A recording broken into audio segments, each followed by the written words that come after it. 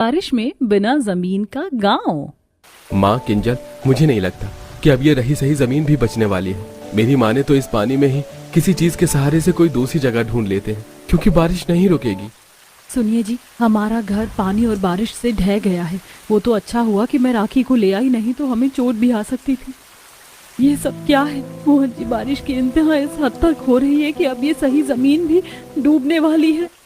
हाँ बहू, बारिश का पानी अब काबू में करना नामुमकिन लग रहा है। भाइयों और बहनों, जल्दी से जल्दी अपने बच्चों को लेकर यहाँ से भागो। बहुत बड़ी लहर उठ रही है, ये जगह बर्बाद होने वाली है। मोहन को पीछे से चिल्लाने की आवाज आई, जिसको सुनने के बाद कोई भी फिर उस जमीन पर खड़ा नहीं रहा। तेज बारिश में जिसको जो मिल पाया वो लोग उसी के सहारे जमीन से दूर पानी में ही चले गए। कुछ ही देर बाद पानी उनके घरों तक भी पहुंचा और सारी जमीन पानी का ही हिस्सा हो गई। ये कहानी है बिना जमीन के गांव की, जहां पर जमीन नहीं, बस पानी ही पानी था। थोड़ी बहुत जमीन लोगों ने अपने रहने सहने की ढूंढी भी थी, लेकिन वो भी आज की बारिश के साथ ही तबाह हो गई। अब सभी लोग तख्तों और लकड़ियों के सहारे से पानी पर थे। जोर जोर से बारिश चल रही थी। सभी के खेत, कमाने के संसाधन, सब कुछ छिन चुका था। न कोई पक्की सड़क थी और ना ही कोई पक्का घर था, और जमीन का भी कोई नामो निशान नहीं था। सब लोग बस अपने अंदर की हिम्मत से इस बारिश की तबाही को झेल रहे थे। गंगा, अब हमें कहाँ पर ठिकाना मिलेगा? आज की बारिश तो उसी काली रात जैसी बारिश की तरह आई जो हम सभी के घरों को बहा कर ले गई। क्या पता कहाँ जगह मिलेगी? हो सकता है सरकार ही हमारे लिए कोई कदम उठा ले। क्या खाक कोई कदम उठेगा? हमारा गांव तो किसी गिनती में ही नहीं आता है, तो लोग बाग क्या ही कदम उठाएंगे। माँ, किंजल और बाकी सब, मेरे सुनने में आया है कि यहाँ से कुछ दूर पेड़ों के पास हमारी ही तरह और भी इंसान रहते हैं। चलिए वहाँ चलते हैं, हो सकता है कि हमारी कोई मदद ही हो जाए। कहाँ रहते हैं वो भाया? जल्दी चलो, यहाँ आधा शरीर घंटों से पानी में है। सभी मोहन की बात सुनकर उम्मीद में आ गई कि उन सभी की जान बच जाएगी। मोहन सबके आगे आगे था और पीछे से गांव के सारे लोग उसके पीछे चल रहे थे। कुछ ही देर में वो लोग ऐसी जगह में पहुंच गए जहां पर काफी सारे पेड़ थे। पेड़ों से नीचे सीढ़ियां डली हुई थी और पेड़ों के ऊपर लोगों के लकड़ी के घर, घोंसले और पत्तों के घर बने हुए थे। वाह, ये कैसी दूसरी दुनिया जैसे घर है। सुनिए, कोई है? अरे कोई है क्या? मदद कीजिए हमारी, हम बड़ी आस के साथ यहाँ आए हैं। अरे कौन है? और इतने सारे लोग? अरे सुनो भाइयों, देखो कोई मुसाफिर आए हैं मदद मांगने को। एक ही दम से सारे पेड़ घर वाले लोग सतर्क हो गए और उन सभी ने थोड़े थोड़े लोगों को अपने अपने घरों में बुला लिया। बारिश अभी भी आ रही थी, जिसकी वजह से उन सभी के घरों में भी टपका लगा हुआ था। ऊपर आने के बाद सभी लोग अपने घरों में बाहर की तरफ ही बैठ गए। और कौन है आप सब, और इस बंजर जगह कैसे पहुंच गए? हम इसी बिना जमीन वाली जगह के निवासी हैं। बड़ी मुश्किल से हम लोगों को यहाँ पर रहने को एक ऊंची और खाली जमीन मिली थी, जिस पर हमने अपना बसेरा बनाया। लेकिन किस्मत ने हमसे सब कुछ एक ही झटके में छीन लिया। आज की बारिश से नदियों का पानी इतना ऊपर आया कि हमारी जमीन डूब गई। मैं समझ सकता हूँ कि जमीन को खोने का दुख कैसा है। हम बदनसीबों को न जाने कब जमीन नसीब होगी। पता है, बिल्कुल आज की तरह ही सालों पहले ऐसे ही और इससे भी खतरनाक बारिश आई थी। हम सभी के पूर्वजों का दौर था। वो कहा जाता है कि पहले ये जगह भी एक नॉर्मल गांव हुआ करती थी, लेकिन एक बारिश ने सब बदल दिया। बारिश इतनी तेज आई कि पास में बहने वाली 3 नदियां मिल गई और उनका पानी बाढ़ बनकर हमारे गांव में आया और सबके घर और सब कुछ बहा ले गया। कहते हैं कि इस हादसे में हजारों मौतें भी हुई थी। हाँ, हम जानते हैं इस कहानी को, और तभी से हमारे गांव ने जमीन के साथ साथ अपना अस्तित्व भी खो दिया। ना हमें किसी इलेक्शन, किसी भी चीज के लिए पूछा जाता है, ना इस जगह को गिना जाता है। पता नहीं हम लोगों की जिंदगी ऐसे ही गुजर जाएगी या कभी जमीन भी मिल पाएगी। वैसे आप लोगों ने तो अच्छा इंतजाम किया हुआ है रहने का। जिंदगी है, जिएंगे ही। वैसे अच्छा रहेगा कि आप लोग भी यहीं पेड़ों पर ही हमारी तरह घर बना लो।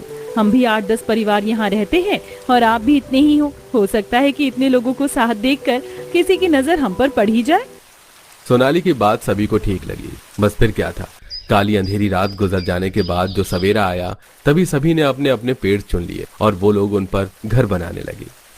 सुनिए जी, ये घोंसले जैसा घर बना लीजिए और ऊपर से पत्तों का छप्पर डाल लेना।